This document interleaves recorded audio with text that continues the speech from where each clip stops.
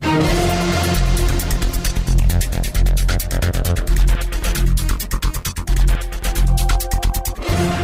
Bonjour à tous. Un véhicule de la police nationale a sauté sur un engin explosif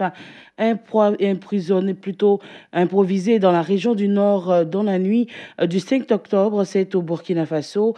L'incident s'est produit alors que plusieurs véhicules de la police étaient en mission de sécurisation dans une localité près de la frontière malienne. Après l'explosion, il y a eu des échanges de tirs entre le reste du convoi et les assaillants qui ont ouvert le feu sur les policiers. Le bilan est d'au moins 6 policiers tués, nous dit Régis Kofi. C'est une mission conjointe de sécurisation composée d'éléments du commissariat central de police de Titao et la compagnie républicaine de sécurité qui est tombée dans cette embuscade. Le véhicule de tête dans lequel se trouvaient au moins 6 personnes a sauté sur un engin explosif improvisé dans la localité de Solé, à quelques kilomètres de la frontière malienne. Après l'explosion du véhicule, le reste du convoi a été attaqué par des assaillants. Suite à la riposte des policiers, les assaillants ont disparu dans la nuit, selon une source sécuritaire. Le bilan de cette nouvelle attaque contre les forces de sécurité à Solé se chiffre à 6 morts et 5 blessés dans les rangs de la police burkinabé. Les opérations de ratissage sont toujours en cours dans la zone, mais elles sont rendues difficiles par l'utilisation des mines artisanales par les agresseurs. L'utilisation des engins explosifs improvisés est devenue l'arme fatale des terroristes contre les forces de défense et de sécurité burkinabé. Dans certains cas, explique une source sécuritaire, les terroristes laissent passer le véhicule blindé et font sauter les véhicules non sécurisés avant d'ouvrir le feu sur le reste du convoi. C'est la 3e attaque au niveau de cette localité en un an. Au moins une vingtaine de personnes ont été tuées et plus de 100 autres grièvement blessées samedi dans l'explosion d'un camion-citerne à la suite d'une collision avec un autobus dans le village de Mbabou, Mbouba plutôt, à une centaine de kilomètres de Kinshasa. Retrouvons Adama Bakayoko pour plus de précisions. 17h20 au village Mbumba, la fumée s'échappe encore de l'épave du camion-citerne. Les ambulances acheminent les blessés graves à l'hôpital général de référence de Saint-Luc à Kisantou. La ville voisine et l'équipe d'hygiène venue de Kinshasa s'emploient à désinfecter le lieu du drame. Dans le cadre de la prévention des maladies épidémiques, précise un membre de l'équipe, il y a des morceaux de gens décomposés ici. C'est très dangereux pour la population.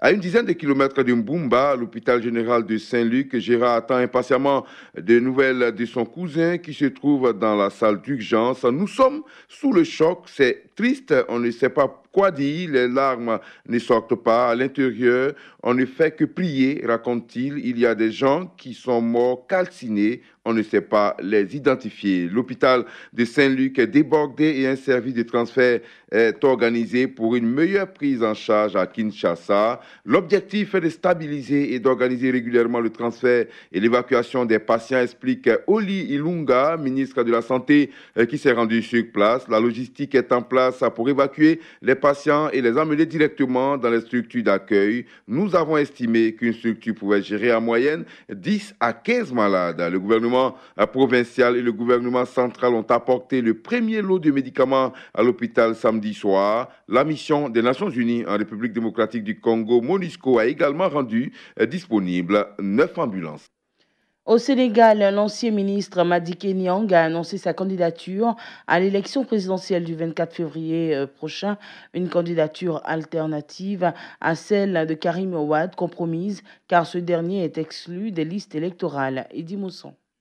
Karim Wade ou rien, c'est la ligne officielle du Parti démocratique sénégalais, dictée par Abdoulaye Wade. Pour l'ancien président sénégalais, la candidature de Madické Niang est téléguidée par le président sortant Macky Sall. Et depuis la publication du texte, les membres du PDS ne s'expriment plus publiquement. Certains cadres du parti n'hésitent pas à jeter le discrédit sur la démarche du nouveau candidat. Pour eux, il s'agit d'une aventure personnelle, contre-productive, formée sous la pression de Macky Sall. Face à ces attaques, Madické Niang reste pour l'instant silencieux. Selon un proche du candidat considéré comme dissident, la seule pression, c'est celle des Sénégalais qui veulent que le PDS réussisse. Une manière de dire que la candidature de Karim Wade a peu de chances d'aboutir à moins de 5 mois de l'élection. De son côté, le porte-parole de Macky Sall a fait savoir que cette candidature n'a rien à voir avec le président.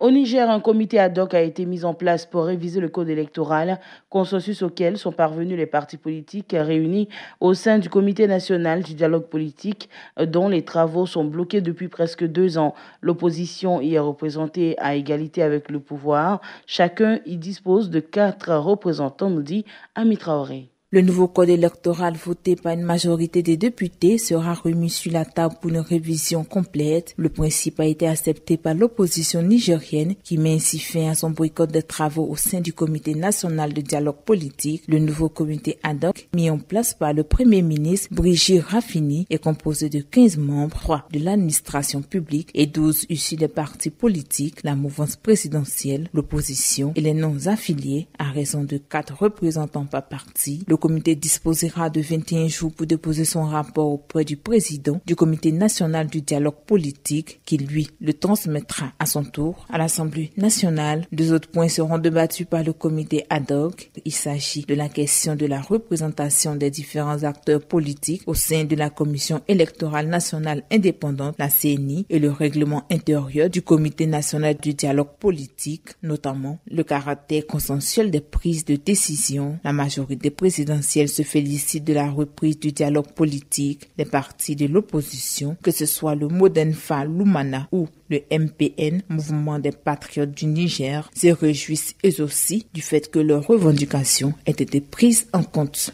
C'est la fin de ce bulletin Afrique sur Radio Côte d'Ivoire. Merci de nous avoir suivis.